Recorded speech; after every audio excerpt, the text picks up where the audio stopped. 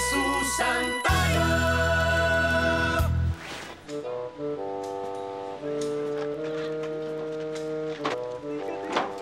Dun ka, dun ka.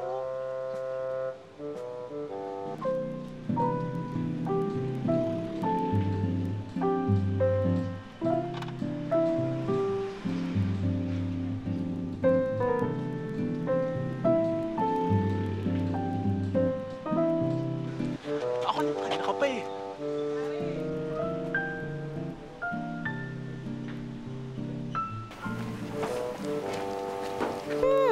Kaya pinagkakaguluhan tong dalawang to dito.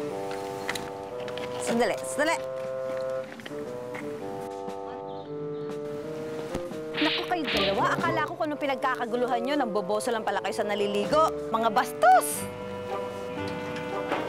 Ano nangyayari dito? Ay, Susan, ano?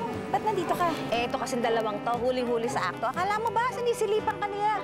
Ano? Eh, puno-puno naman ho kasi ng butas yung banyo niya eh. Bakit? May iwasan ba namin ng tukso?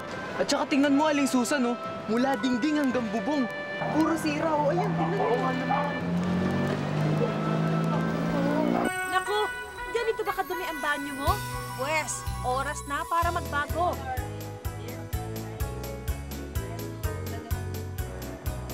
Ang perfect top o pangitaas na babagay sa bawat forma, alam niyo na ba? Tinimbang si Junior ngunit sobra. Anong gagawin mo kung anak mo'y saksakan ng taba? Naku, oo nga, butas-butas na yung dinding saka yung bubong, no? Pero hindi pa rin kayo lusot sa pangboboso nyo. Oo nga, mga abusado kayo. Kayo talaga, liga talaga kayo talaga, talaga. Kay Susan tayo! Ngayon tag-ulan, usong-uso na naman ang sipon. Kaya tip ko lang, para lumuwag ang inyong ilong at dibdib, maglagay ng kumukulong tubig sa isang lalagyan at haluan ng menthol ointment.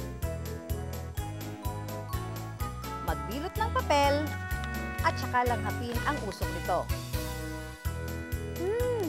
Ang sarap ng pakiramdam, di ba? Malusog, mabilog, malambot. Pwedeng ganyan ilarawan ang taba-ching-ching na si Renz Domingo. Kapatid niya nung mga bata, matataba eh. Pero pagdating ng magkaedad, namayat silang dalawa. Baka ganun din si Renz. Hindi naman daw masyadong mahilig si Renz sa pagkain ng karne ng baboy, baka o manok. Pero matakaw daw ito sa kanin, chichirya, matatamis at mga piniritong pagkain. Kulang din sa exercise si Renz. Mas gusto pa niyang mahiga pag walang ginagawa, manood ng TV, o kaya naman maglaro ng Game Boy. Sa edad na 8 taong gulang, medium size na pang-adult na ang t-shirt na sinusuot niya at ang kanyang waistline, 37 na. Kaya konting takbo o lakad lang, hingal kabayo na siya. Para sa marami sa atin, tila normal pa ang itsura ni Renz. May kabigatan nga lang ang kanyang timbang. Pero dito sa Thermogenesis Weight Management Clinic, nalaman namin ang tunay na estado ng kalusugan ni Renz. Talagang severely obese na yung bata. Kaya kailangan na talagang gawa ng paraan na i-intervene. We have to intervene at this point in time. Masasabing obese o sobrang mataba ang isang tao kapag mas mabigat siya ng 30% sa kanyang body mass index o BMI. Nakukuha ang BMI kapag hinati mo ang iyong timbang sa iyong laki. 30.44 ang BMI ni Renz. For every 10, may isang matabang bata. Oo, which is sa Pilipinas nationwide na yon. Maaaring maging obese ang isang bata dahil malakas siyang kumain pero wala naman siyang masyadong ginagawa o hindi nag-eehersisyo. Kapag alaman na the number of hours in front of television ang siyang dahilan din kung bakit mas maraming bata ang matataba. Plus the fact hindi sila nanonood ng TV, nag-ano naman sila, nasa computer, nagpo-play ng computer games or yung Game Boy. More of yung mga daliri na lang nila ang gumagalaw sa laro. Genetic o hereditary din ang pagiging mataba. Kung parehong mataba ang magulang ng isang bata, mas malaki ang tsansa na magiging mataba rin siya. Oo nga't cute tingnan ng isang batang mataba, pero hindi naman maganda ang epekto nito sa kanyang kalusugan dahil mas lapitin siya ng mga sakit tulad ng diabetes, sakit sa puso, stroke, cancer, sakit sa bato, sleep anemia, at osteoarthritis. Bukod dyan, maaari ding magkaroon ng psychological problems ang mga batang mataba. Masyadong masakit sa kanila pag naririnig nila na tiniti sila ng classmates nila na parang, nako, ayan na siya, ayun ng buhala, gano'n. So medyo negative to hanggang sa paglaki nila, dala nila itong ganitong feelings. Dahil dito, pwede rin magkaroon ang bata ng eating disorder. Maaaring bigla siyang magpapayat o kaya naman ay kumain pa ng kumain para lalong tumaba. Compromise yung height niya. Huwag lagi. Kaya naman hinihikayat ni Dr. C ang mga magulang ng mga matatabang bata na samahan ng mga chikiting nila na magpatingin sa isang espesyalista para mapayuhan sila kung ano ang dapat gawin. Yung kung anong lunch mo kahapon. Sa mga tulad ni Renz, kailangan ding suriin mabuti ang kanyang mga kinakain. Ano karaming rice po yung nakain mo? Merong 1 cup ba? Isang plato? Isang kaldero? Gaano karami? Na cups. 3 to 4 cups. Turuan siya kung alin ang mas masusustansyang pagkain. Kakain ka ng hamburger, hindi na ganito kakapal. Siguro, kalahati lang nito. Mas mainam din kung tuturuan ng mga bata ng mga activity at ehersisyo na pwede nilang gawin sa bahay. Yun. Gone are the days na pag mataba ang bata, cute. So ngayon, pag may mataba kayong bata, you have to really take extra effort to help these kids na pumayat at to bring their weight down to the normal. Kasi kung halimbawa, pipilitin lang ng magulang siyang pumayat, eh siya mismo ayaw pa niya. Walang kwenta yung ating efforts, hindi magiging successful. Kaya mo ba yun? Titingnan. Anong gagawin mo para makaya mo? Magda-diet. Sige, anong diet? Saan mo sisimulan? Anong babawasan mo? Kanin. Konti-konti. Mga ilang ano? Isa lang, mga 2. Kaya ngayong alam na ni Renz ang tunay na estado ng kanyang kalusugan, sana nga'y maging porsigido na siya na labanan ang kanyang katabaan. Kay Susan tayo! Kung ang inyong t-shirt ay namantsahan ng ballpoint pen, tip ko lang, sprayan ng hairspray. Patuyuin at saka labhan. Mawawala ang sulat sa inyong damit. Hi, Lea! Ano pinabasa mo? Magazine. Naghahanap kasi ako ng blouse, yung bagay sa akin, kasi medyo nahihirapan ako eh. Malaki dibdib ko. Ako rin. Nahihirapan ako maghanap ng blouse kasi masyadong broad yung shoulders ko. Hi, guys! Dixie, ang laki pala ng tiyan mo.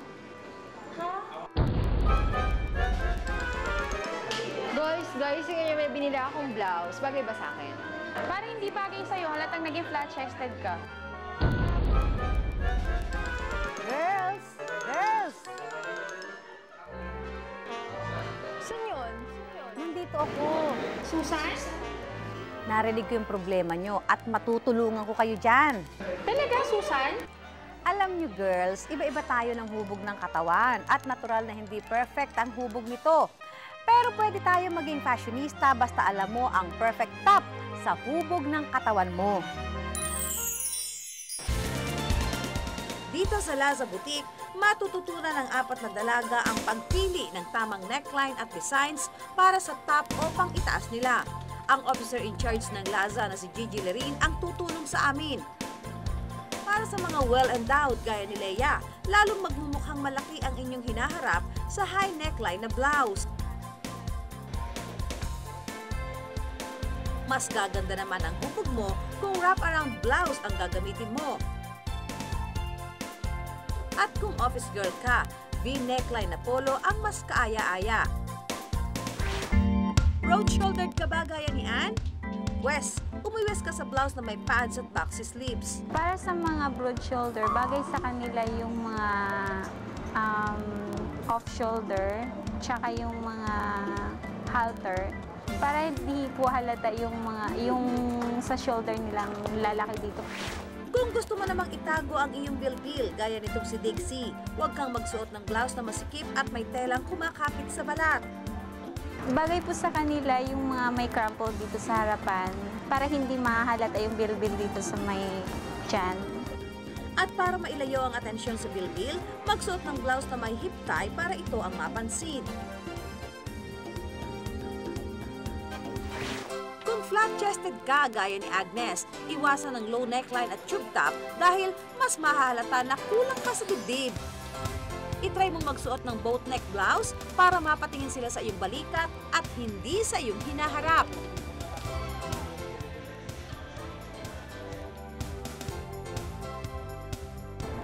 Iba't ibang estilo at disenyo naman ng blouse ang inalam ng magkakaibigan dito sa shop na Forever 21.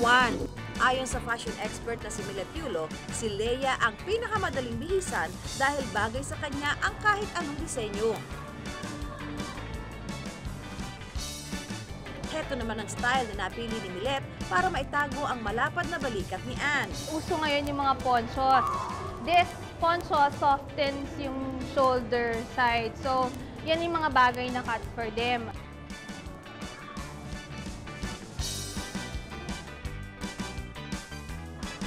May ibang design din sila para sa may flabby tummy na tulad ni Dixie. So, mas maganda kung mag-empire cut sila para mas yung lower portion ng body, yung fabric mas nag-flow. So, hindi siya nakahagi, hindi na-obvious yung tummy side nila. And also, they could use yung mga dark colors para hindi masyadong kita yung bulge. Payo naman ni Milet sa mga flat-chested, magsuot ng blouse na may patong-patong na tela. Layering ang tawag dito.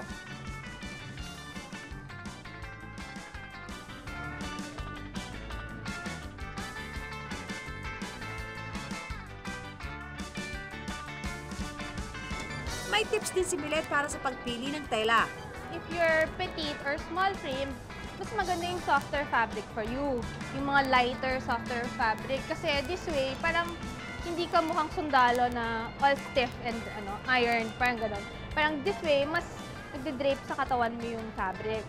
For fuller figure, we suggest that you go for the stretch fabric wherein it hugs into your body para mas lumiliit yung itsura mo. Oh, mukhang solved na ang problema ng 4 na dalaga. Kaya girls, laging tandaan, para sa hindi perfect na katawan, perfect top lang ang kailangan. Kay Susan tayo! Kapag ang inyong ceramic tile ay nadikitan ng bubble gum, tip ko lang, patigasin ang bubble gum gamit ang yelo. At pag naligas na ito, tusukin ng stick at tanggalin ang makapit na chiclet. Mahigit 30 taon na ang bahay ni Magule Vansa. Dito na siya ipinanganak, nagkaisip at lumaki. At ngayong may asawa at anak na siya, dito pa rin siya naninirahan. 30 plus na ako. Wala pang remodeling na nangyayari dito. Kasama ko pa yung brother ko dito sa house. So, ako at saka yung asawa ko at saka 2 bata. Kailangan, ayan, nadagdagan na yung gamit namin. May crib, may laruan, may baby kasi may crib pa. Tapos yung isa naman magti-3 pa lang, so ang daming toys. Happy na sa pagiging housewife itong si Magu. Ang asawa naman niya si Edward ang nagtatrabaho. Yung sweldo niya, eksakto lang for us. Panggatas, pang diaper, yung palang linggo-linggo kailangan mong bumili. So wala kaming, hindi na, last resort na yung pagpa-remodel, pagpa-extend. Pero may isang parte sa bahay ni Magu na kailangan na raw magbago. Yung CR nga, kailangan ko ng paayos sana kasi medyo madulas na yung mga tiles. Baby ang pinapaliguan ko 1 month at saka isang magti 3 years old. So malikot. So kailangan medyo maingat kami. Yung tiles niya medyo luma na. Kahit brushin ko siya ng brushin, linisin, madulas pa din. So sana, kung may mareremodel o may pwedeng ipaayos, gusto kong mauna yung CR, yung banyo. Magu, ang wish mong banyo, tutuparin ko. Hi, Magu! Good morning! Morning! Ayan, kasama ko na yung mga interior designers na tutulong sa'yo para ma-renovate yung bathroom, no? Medyo magulo, di ba? Maswerteng-maswerte si Magu dahil siya ang napili para sa aming banyo makeover project.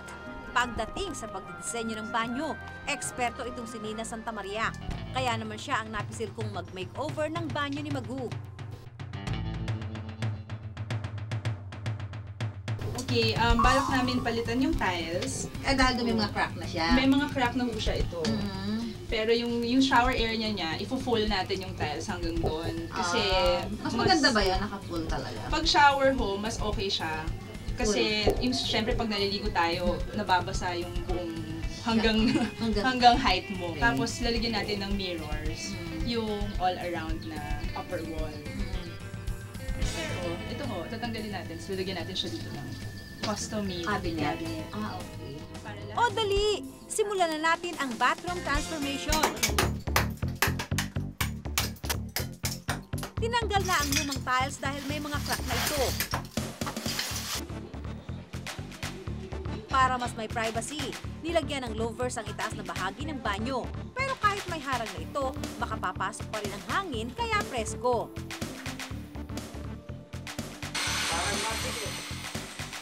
Iniba rin ang itsura at posisyon ng mga cabinet ng banyo para mas maluwag. At ang tiles, kulay puti at iba't ibang shades ng blue para mas maaliwalas tingnan. Dahil sa mga salamin, nagmukha ring malaki ang lugar. Pinalitan din ang ilaw ng banyo para mas maliwanag. Okay, ito na ang iyong bagong bathroom. Ayan, tingnan mo dito sa loob. Oh? Tiles. Oh, ang ganda ng tiles, di ba? Yung design. Color. Mirrors, para mukhang maluwag. Tsaka more cabinets. Ito. Para mas mukhang organisado, nilagyan din ni Nina ng iba't ibang bathroom accessories ang banyo.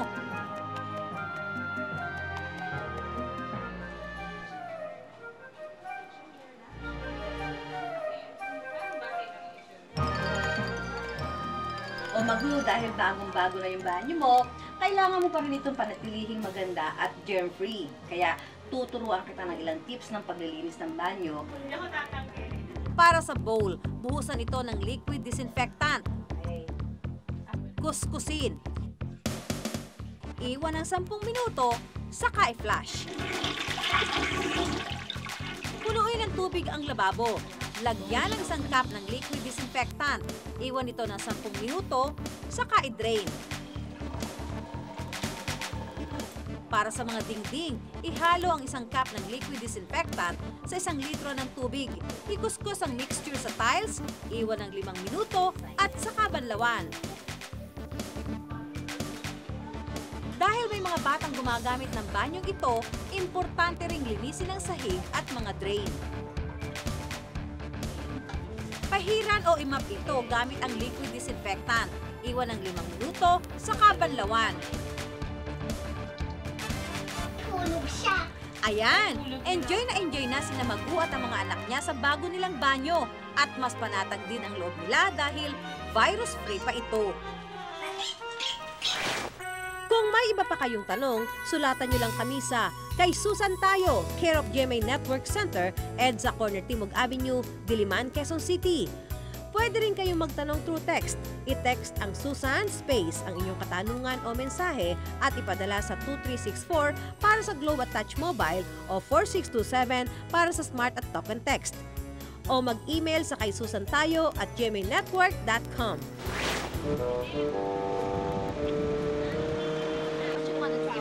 Because I'm doing full-time for modeling.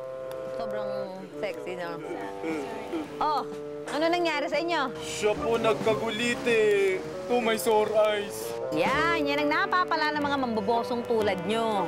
For your information, tinulungan ako ni Miss Susan na i-repair yung paliguan ko. Wala nang butas ang dingding at hindi nasira ang bubong ko, no? Kaya wala na kayong mabibiktima. Nagbagong buhay na kami. Dapat lang. Pero, panalo ka pa rin, Susan. Panalo talaga. Kay Susan tayo. Susan! Susan! Susan! Susan! Susan! Susan! Dito natin pagsasaluhan ang lingguhang buhay-buhay. Dito sa ating kahingahan ng trahedya at tagumpay. Kay Susan tayo, kay Susan tayo, kay Susan tayo, kay Susan tayo, kay Susan tayo, kay Susan tayo.